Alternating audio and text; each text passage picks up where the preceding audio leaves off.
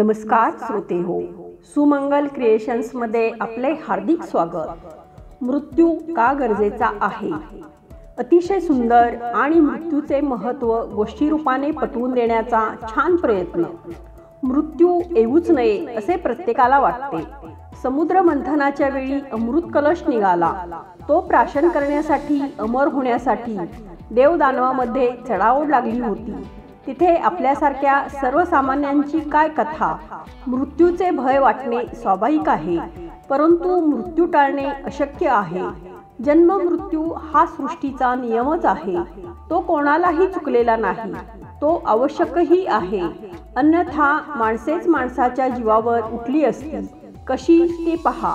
एका राजाने शहराबाहेर एका वृक्षाखाली बसलेल्या साधूला विचारले, साधू महाराज, मला अमर करू शकेल अशी दिव्य वनौषधी किंवा चांगले रसायन तुमच्याजवळ आहे का? साधू म्हणाला, हे राजा, हा समोरचा व त्या पलीकडील असे 2 पर्वत ओलांडून गेलास की तुला एक सरोवर लागेल, त्याचे पाणी तू पी म्हणजे अमर होशील। ते 2 पर्वत ओलांडून सरोवरापाशी गेला, त्याचे पाणी पिण्यासाठी आपल्या हाताची ओंजळ करून तो सरोवरावर वाकला। तेवढ्यात त्याच्या कानावर कुणीतरी कणत असल्याचा आवाज आला। पाणी पिणे बाजूला ठेवून राजा आवाजाच्या दिशेने गेला। एक जर्जर माणूस एका झाडाखाली आडवा पडून कणत असलेला त्याच्या दृष्टीस पडला। राजाने त्याला कणण्याचे कारण विचारले। तो म्हणाला, या सरोवराचे पाणी प्याल्यामुळे मला अमरत्व आले, परंतु वयाची 100 ओलांडताच माझ्या मुलाने मला घराबाहेर हाकलून दिले। गेली 50 वर्षे मी या ठिकाणी पूर्णतः दुर्लक्षित अवस्थेत तळमळत पडलो आहे। आता माझी मुलं तर मेलीच, पण नातवंडेही मरायला टेकली असतील, हे बघावे लागू नये म्हणून गेली 5 वर्षे मी अन्नपाण्याचा त्याग केला आहे, तरीही मी मरत नाही। त्या वृद्धाची करुण कहाणी ऐकून राजा मनात म्हणाला, छे, नुसत्या अमरत्वाला काही अर्थ नाही। म्हातारपणाशिवाय जर अमरत्व मिळालं तरच त्यात मजा आहे। आपण त्याबद्दल साधूला माहिती विचारू। त्याने साधूकडे पर्याय मागितला। साधू म्हणाला, ज्या सरोवराकडे तू जाऊन आलास ना, त्याच्या पुढे असलेला डोंगर ओलांडून तू पलीकडे गेलास तर पिवळ्या जर्द फळांनी भरलेला एक वृक्ष तुला लागेल। त्या वृक्षाचे एक फळ तोडून तू खा, म्हणजे तुला म्हातारपणाशिवाय अमरत्व मिळेल। साधूच्या सांगण्याप्रमाणे राजा त्या वृक्षापाशी गेला। त्याने एक पिवळे धमक फळही काढले। आता तो ते फळ खायला सुरुवात करणार, तोच जवळपास भांडण सुरू झाल्याचा आवाज कानावर पडला। एवढ्या दूर येऊन कोण भांडत असेल या विचाराने राजा त्या लोकांजवळ गेला। तिथे त्याला 4 तरुण आढळले। त्यातल्या एकाला राजाने भांडणाचे कारण विचारले।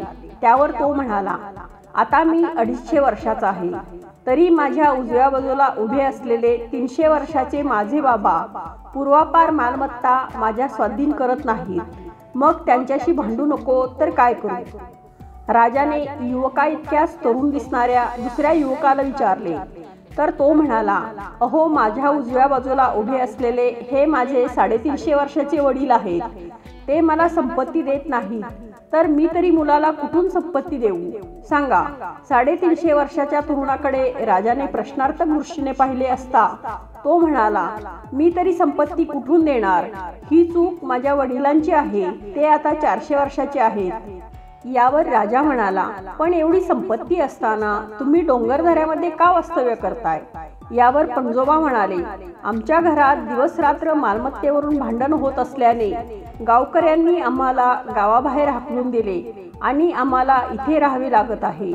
तो प्रकार पाहून राजा म्हणाला, म्हातारपणाशिवाय अमरत्व मिळाले तर तेही नकोच, कारण ते जास्त भयंकर आहे।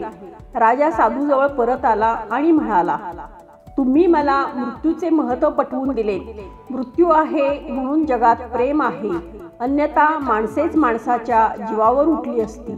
साधू म्हणाला, मृत्यू टाळण्यापेक्षा मिळालेला दिवस आणि मिळालेला प्रत्येक क्षण भरभरून जगून घे, त्यातच खरा आनंद आहे आणि मृत्यूनंतर उत्तम गतीही आहे। स्वतः बदला, जग बदलेल। स्नान करताना नाम घेतले तर ते तीर्थस्नान होईल, भोजन करताना नाम घेतले तर तो प्रसाद होईल, चालताना नाम घेतले तर ती तीर्थयात्रा होईल, स्वयंपाक करताना नाम घेतले तर तो महाप्रसाद होईल. झोपताना नाम घेतले तर ती ध्याननिद्रा होईल. काम करताना नाम घेतले तर ते कर्म भक्ती होईल. घरात नाम घेतले तर ते घर मंदिर होईल. तर श्रोते हो, कशी वाटली आपणास ही कथा? आवडली असेल तर जरूर लाईक करा, कॉमेंट्स करा, शेअर करा आणि आपल्या चॅनेलला अजून सबस्क्राईब केले नसेल तर सबस्क्राईब करा. धन्यवाद.